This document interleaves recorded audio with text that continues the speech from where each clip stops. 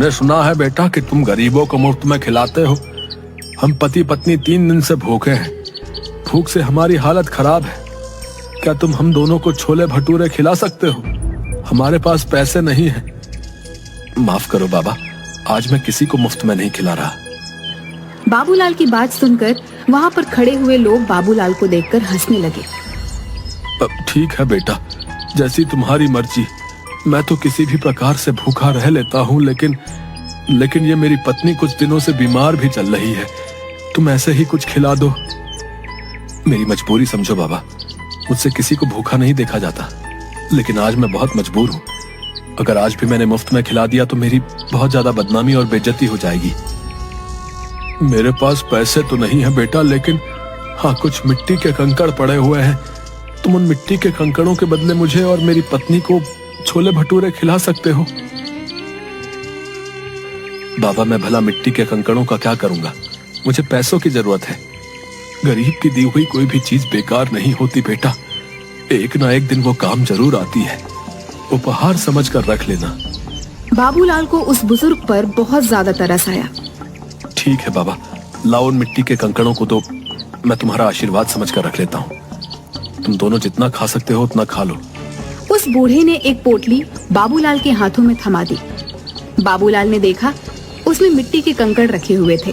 बाबूलाल दोनों पति पत्नी के लिए गर्मा गर्म छोले भटूरे बनाने लगा।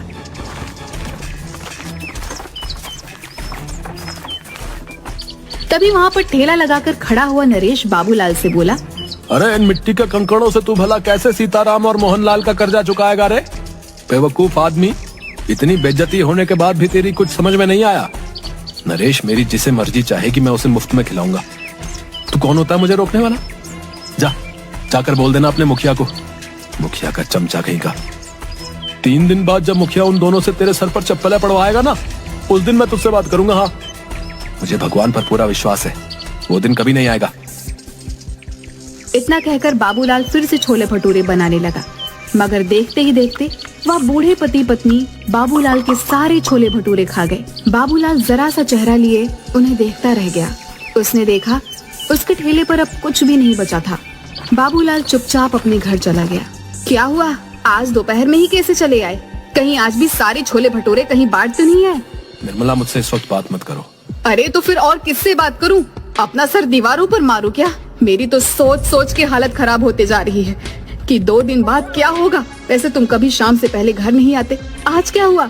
बाबूलाल ने अपनी पत्नी को सारी घटना बता दी। हे भगवान, इस आदमी का मैं क्या करूं? इसने तो बेवकूफीपन की सारी हदें पार कर दी। अरे उन दोनों को सारे छोले भटूरे खिलाने की क्या जरूरत थी? मुझे क्या पता नहीं था। मुझे लगा था कि वो 2 या 3 से ज्यादा नहीं खाएंगे, लेकिन उन्होंने तो देखते ही देखते सारा ठेला साफ कर दिया। लाओ, मुझे भी दिखाओ आखिर उन दोनों ने कौन सी मिट्टी के कंकड़ दे दिए हैं जिसके बदले तुम आज सारे छोले भटूरे उनमें लुटा कर आ गए। वहाँ पर खड़े लोग तुम्हारा मजाक गलत नहीं उड़ा रहे थे। भला कोई मिट्टी के कंकड़ के बदले छोले भटूरे खिलाता है क्या? मैंने उन मिट्टी के कंकड़ के बदले उन्हें छोले भटूरे नहीं खिलाया अनीता। उन दोनों के चेहरे से साफ लग रहा था कि वो कई दिन से भूखे हैं। लाओ दो मुझे, मैं भी तो देखूं उन गरीबों के उपहार में ऐसा क्या है।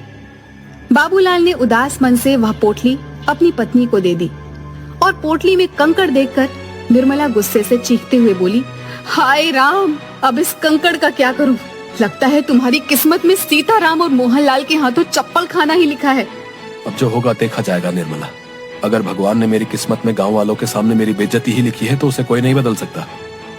बाबूलाल वहाँ से चला गया और 2 दिन बाद बाबूलाल पंचायत में सर झुकाए खड़ा था। क्यों रे बाबूलाल, कैसे लाया है? इंतजाम नहीं हो पाया मुखिया जी, कुछ दिन की मोहलत और दे देते।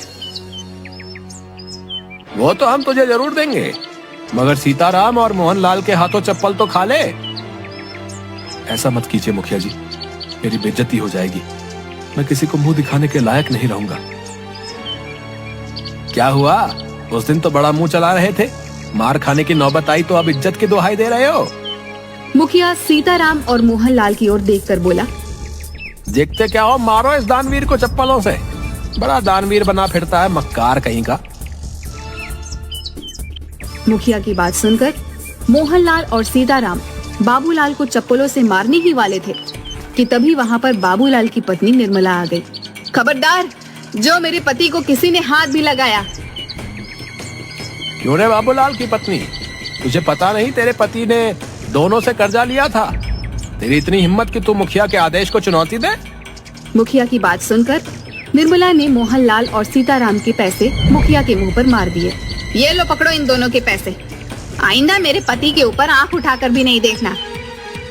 तू ये पैसे कहाँ से लेकर आई? तुम्हें इससे मतलब? तुम्हें इनके सारे पैसे चाहिए थे ना, और इनके पैसे मैंने तुम्हारे मुंह पर मार दिए। बाबूलाल निर्मला के पास पैसे देखकर हैरान रह गया।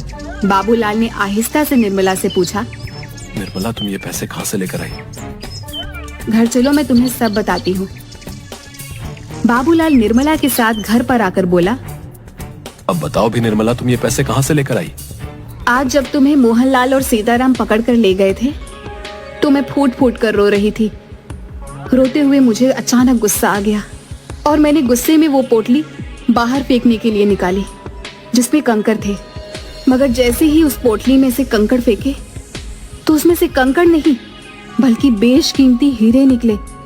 मैं तुरंत एक हीरा गिरवी रखकर पैसे ले आई और मुखिया के मुंह पर मार दिए। निर्मला की बात सुनकर बाबूलाल हैरान होकर बोला, लेकिन उसमें तो कंकड़ पत्थर थे। मैं भी हैरान रह गई थी। बहुत सोचने के बाद मुझे एहसास हुआ कि शायद वो दोनों बूढ़े पति पत्नी कोई मायावी लोग थे जो तुम्हारी मदद करने आए थे। निर्मला ने इतना कहा ही था कि तभी दरवाजे पर दस्तक हुई। निर्मला उन हीरों को देखने में खोई हुई थी। बाबूलाल ने जाकर दरवाजा खोल दिया। दरवाजे के बाहर वही बूढ़े पति पत्नी थे जो बाबूलाल की ओर देखकर मुस्कुरा रहे थे। आप दोनों कौन हैं? हम दोनों देव हैं। 2 दिन पहले तुम जिस बरगद के पेड़ के नीचे खड़े होकर भगवान से बातें कर रहे थे, हम दोनों तुम्हारी बातें सुन रहे थे। हमें लगा कि तुम्हारी मदद करनी चाहिए। मैं आप दोनों का कैसे शुक्रिया अदा करूं? अगर तुम्हें हमारा शुक्रिया अदा करना है तो एक बात ध्यान रखना, इन हीरो को बेचने के बाद तुम बहुत ज्यादा अमीर हो जाओगे। लेकिन कभी भी गरीबों को खाना खिलाना मत भूलना। चाहे कितनी भी अड़चने आए, चाहे कितनी भी परेशानियां आए, याद रखना भगवान उस व्यक्ति को बहुत ज्यादा पसंद करता है जिसके दिल में दूसरों के लिए दर्द होता है। इतना कहकर वो दोनों बूढ़े पति पत्नी वहां से गायब हो गए। उस दिन के बाद बाबूलाल देखते ही देखते बेहद अमीर हो गया। लेकिन वो आज भी गरीबों को मुफ्त में छोले भटूरे खिलाता है।